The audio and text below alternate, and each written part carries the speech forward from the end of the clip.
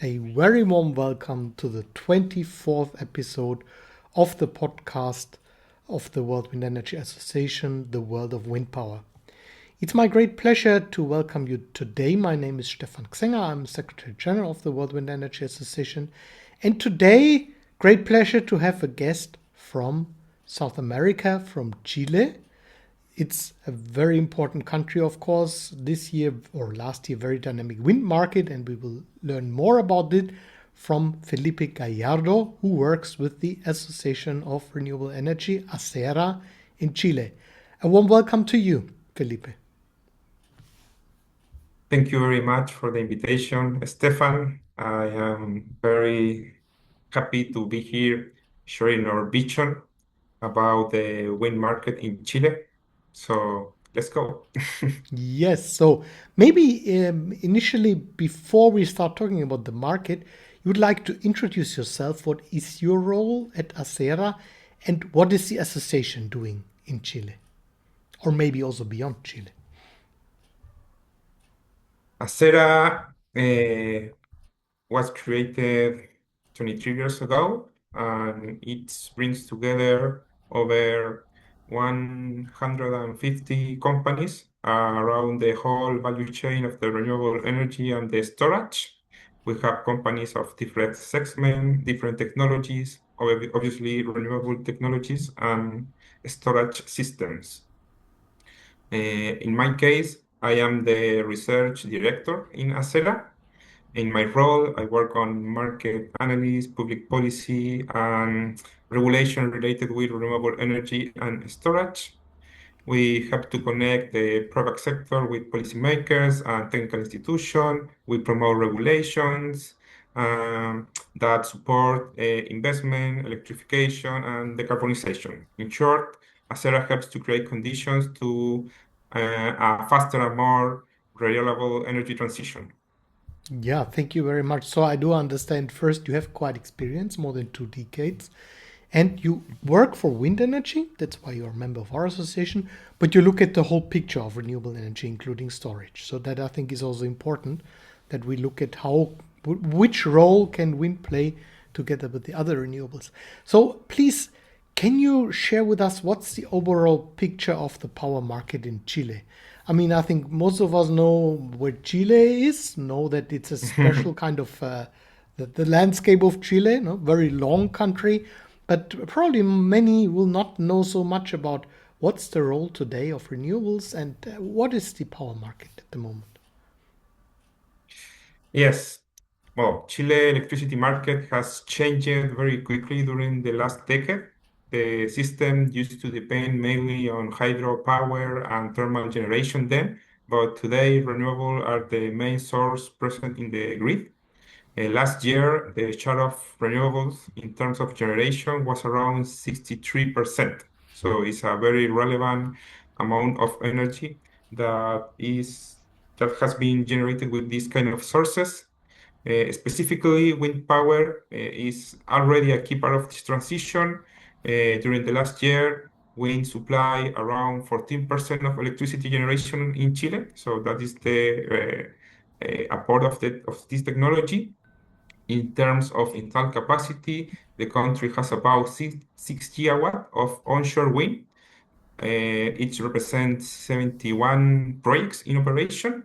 So in general, wind is no longer a niche technology. It's already one of the pillars in the Chile power system, especially during the evening and in nighttime hours as a complement to our solar PV generation. Yeah, that makes a lot of sense, of course. And I can tell you, we are at the moment gathering the international statistics. It's almost completed now. The worldwide installation numbers. Of course, China has again an exceptional role. But Chile Mm, also has, when we look at the growth rates worldwide, then Chile is at the moment number two. mm. So it had a higher growth rate last year than China. Congratulations for that achievement. Thank you very much. So when we now look at the status, And I personally visited Chile. That was, I think it was like 20 years ago. At that time, wind was Mm. not playing such a big role. But when did the history start of wind energy in Chile? When did the first pioneers start looking into this as an option? In terms of the first project, it was developed over 20 years ago in 2001, but it was a pilot. It was an off-grid application just to experiment with the technology. Um, and detect how it can be how it could be integrated in the system. But in general, wind power in Chile started to expand mainly during the last 10 years as renewable energy become more competitive in terms of price. We have better regulation, stronger investment conditions, and Chile's decarbonization goals also create right market condition. I would like to mark that in Chile we don't have any kind of subsidies to renewable energy or storage. All the growth has been just motivated by market conditions. So I think that is Mm. very important. In particular, the strongest growth has been recent. As you say, during the last 5 years, the average annual installed capacity growth rate was 21%. So that's the number that I want to share about the growth of wind energy in Chile. That is really impressive. Very strong growth, and the worldwide average was last year at around 14%, so it's well above that. And China even has such growth rates, which is quite remarkable as well. Most countries are not are far away from that, and if you say this is driven by market, that's even more impressive. Of course, Chile is known. I think that it has a very much liberalized economy, so that obviously Mhm. fits to that. What are the type of investors that you have, and are there any major investors, or what kind of investors on the one hand on the side of the wind farm investors, but also who is supplying the turbines in Chile? Well, Chile wind market includes a broad mix of actors. We have project developers, generator, transmission companies, equipment suppliers, financial institutions, and legal technical services. In ACERA, we have a lot of these companies across the whole value chain of renewable energy. Probably one of the main actors in the sector in terms of wind energy are companies as Goldwill, Vestas, Envision, and Nordex, also with investor and generation participation in renewable projects across the country. So, in general, we have projects of different size. The first one was I don't know, probably in average 10 megawatt hours. I'm thinking about the last 10 years. But right now, the size of the projects is more significant. For example, during the last year, a project of 8, 800 megawatt was connected in the grid. Wow. So that explain is the second more relevant project in America Latina, Mhm. in South America. So probably that is related with the technology, the size of the turbine is every time more important, and you can create projects more relevant. Mhm. So you have investors also coming from abroad. You mentioned some European and Chinese companies. So Chinese companies have also started to invest in the country. Now there is one question, and I know that there is in some South American countries some issues. Just spoke recently about Colombia, where there's some indigenous groups who are not so happy in some cases because there's someone coming from outside and investing. And I remember that some time ago I spoke with government representatives from Chile that they had a special eye on indigenous communities. How is the relation between the local communities and the wind farms in Chile? Well, indigenous communities are not market players as the different segment that I said before, but in the same way as investor or suppliers, they are very important stakeholders in the project development. In Mm. Chile, project need to make this relationship in earlier stage of the projects. So in that way, the project can be successful in its development. This is part of a broader need for better territorial governance and more predictable land use planning. ACERA also emphasize respect for communities as part of sustainable development. So uh, probably the first project was the more easy to make in Chile and all the world, but these kind of topics are going to be more relevant during the next years. Mm. Yeah, no, I think that is very obvious that when we come, the more people are affected, the more we're building wind farms. What is the plan? As you just said, this is becoming more relevant now with 6,000 megawatt, and the population of Chile is, I believe, it's around 5 million. Is that right? Sorry, could you repeat, The, please? the population of Chile is around 5 million. Is that right? No, 20 million, something like 20 that. million. I'm so sorry for that. But anyway, so you're reaching a point where you want to have more growth. And what are the prospects of the growth? What do you expect? What will be installed in the next years? Well, there are different prospective studies that try to identify what is going to be the need for wind power. At the moment, as I said, we have 6 gigawatt of installed capacity.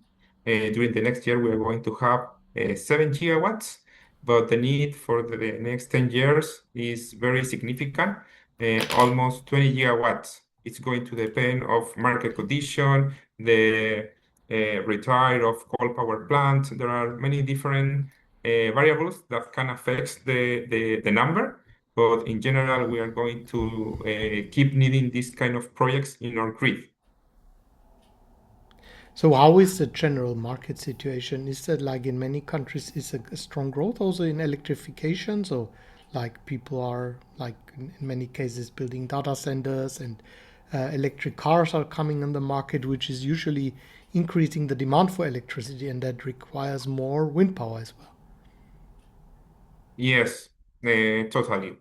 As I said, here in Chile, the main role of wind power is to complement the solar PV generation. That is the main actor in terms of generation. So, if Chile moves forward with coal retirement, electrification, green hydrogen development, we are going to need this number that I told you previously, our 20 additional gigawatt of wind in the next 10 years. So it's a very relevant challenge. Uh, Probably we are going to to do better until now. So in that way we can reach that amount of new capacity. So this sounds at first very promising, but I'm sure there are also some issues that you have to overcome. Now, looking again at Mm. the land, the map of Chile is a very long country, and the dimension east-west is sometimes not so broad. Is that representing a challenge for wind farm investment? If you say 800 megawatt one wind farm, then it means that you need to have power lines to transport the electricity from that wind farm maybe to the south or to the north. What are the main barriers, and how is the geography of the landscape influencing it?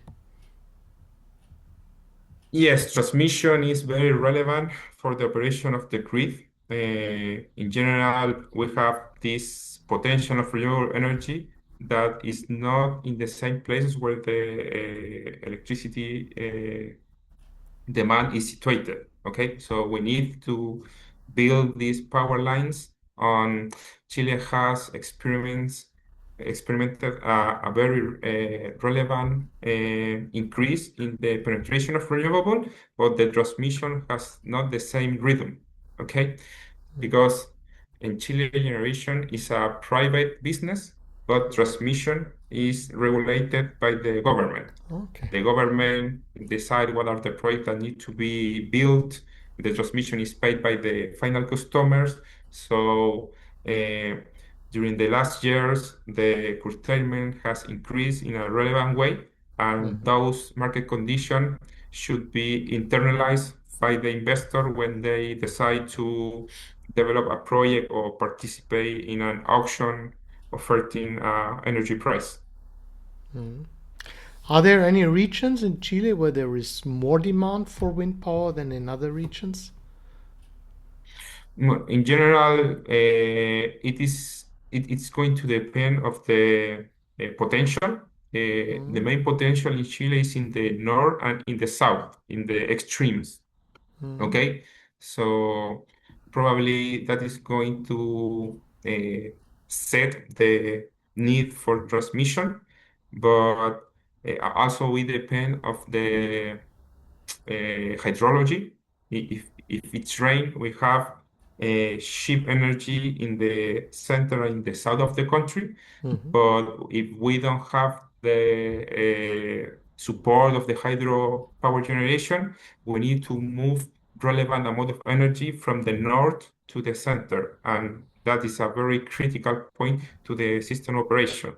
That I want to remark that during the last 2 or 3 years, the development of storage has been very relevant. Right now, all the projects consider these kind of complementary technologies to mitigate problems related with the transmission, price zero, and different market conditions. So that is another important trend that is happening in Chile, the expansion of storage system. At the moment, we have over 1.5 gigawatts of storage in operation. We have 1 giga in testing phase and over 5 additional gigawatts under construction. So probably at the end of the next year, we are going to reach 9 gigawatt of storage projects in operation. The duration in average reach 4 hours.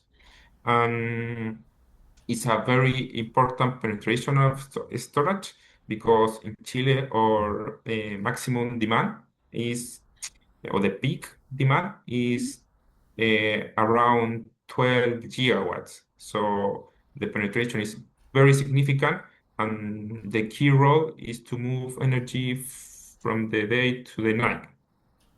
So you talk about battery storage now, right? Because you said in addition you also have hydropower, which could probably be used. But those you mentioned 1.5 gigawatt, that's battery storage, is that right?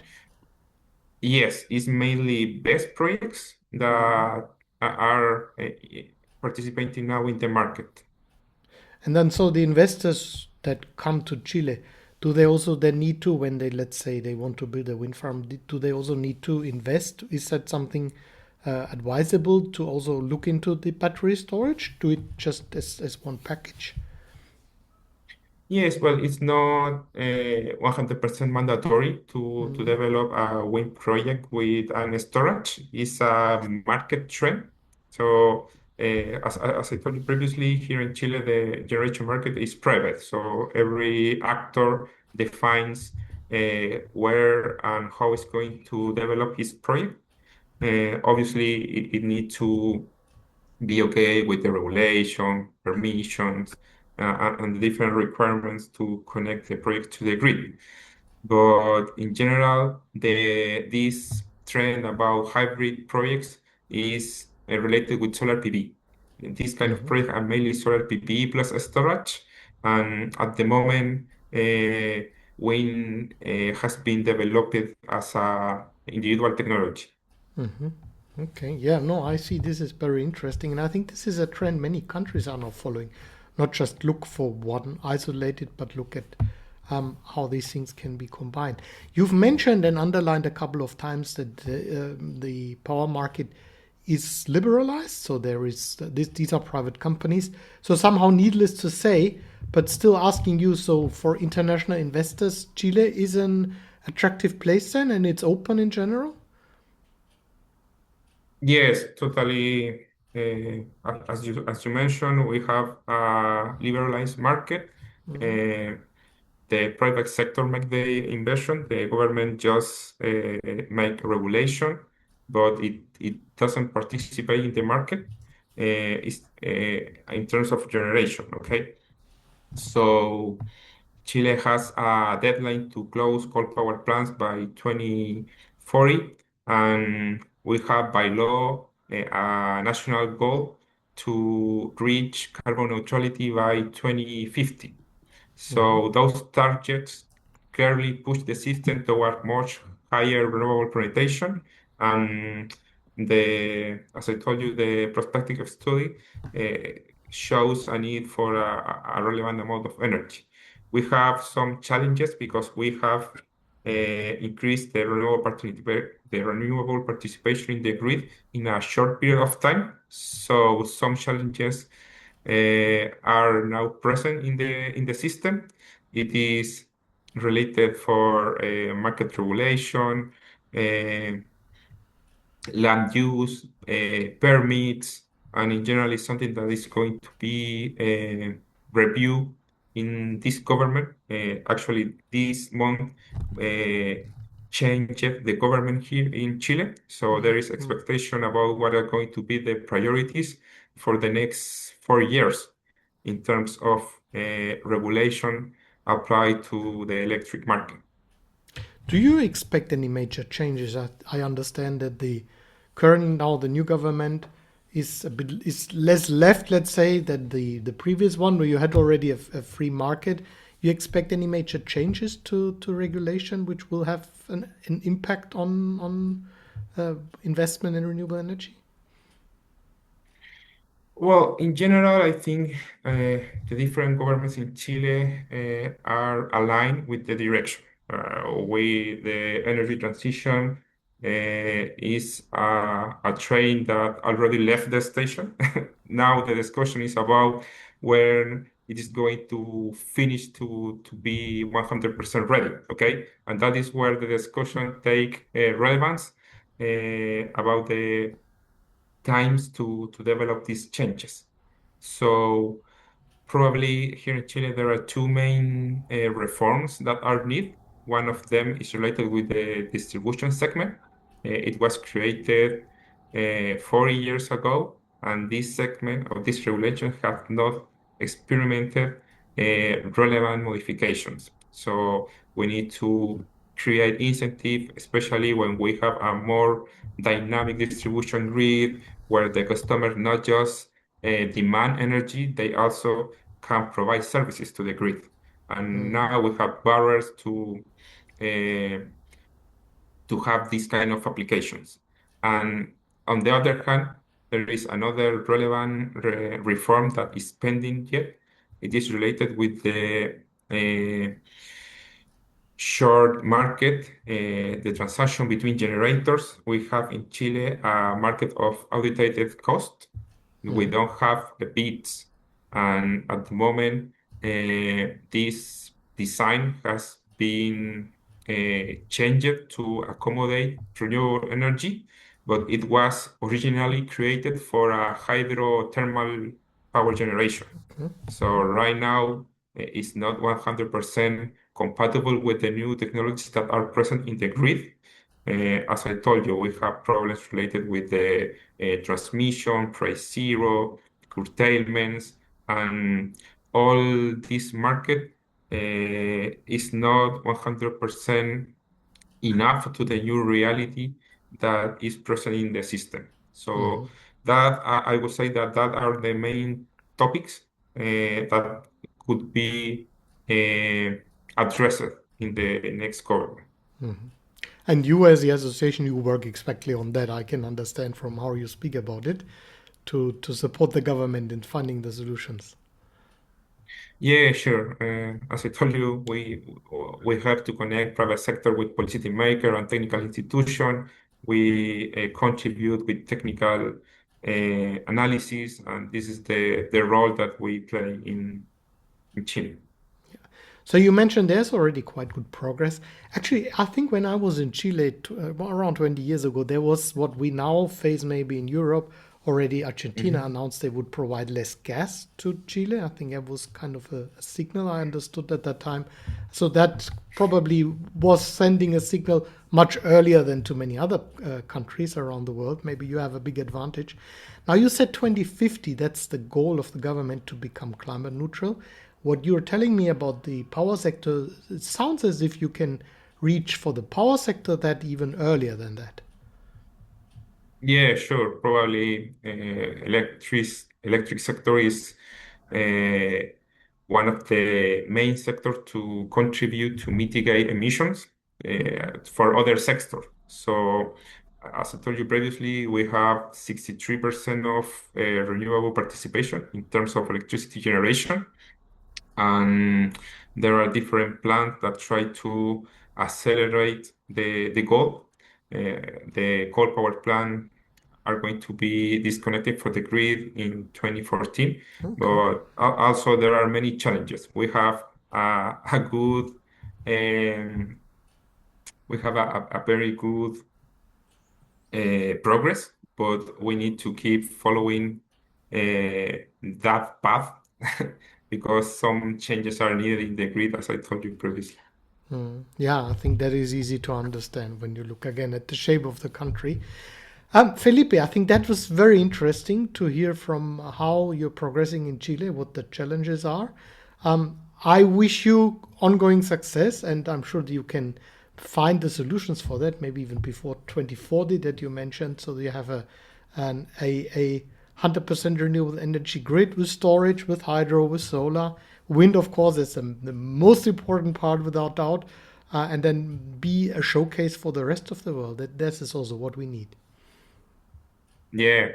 As- So overall, Chile has made a remarkable progress in wind energy and in renewable energy in general. The next step is to solve integration challenges and turn renewable energy more reliable, competitive in a decarbonized energy system. There are not many international experience to review. That is not a position that we used to perform, but we have some conditions that create this context. As you told me, we don't have fossil fuels, so historically we need to import this kind of energy, but we have a very important potential in renewable energy, and this condition create this development that we have in Chile at the moment. Very good. As I said, I wish you all the best. I wish you success. I think that is good, of course, for our sector, but also for the country. I'm sure that it will make Chile even stronger, as we can see these days that many countries are suffering with over reliance on imported fossil fuels. Yeah, Mhm. thank you so much for your time, and I hope that our audience, I'm sure our audience will enjoy listening to us. With this, thank you. Goodbye also to our audience. Okay, thank you, Stefan, for the invitation. Bye bye. Bye bye.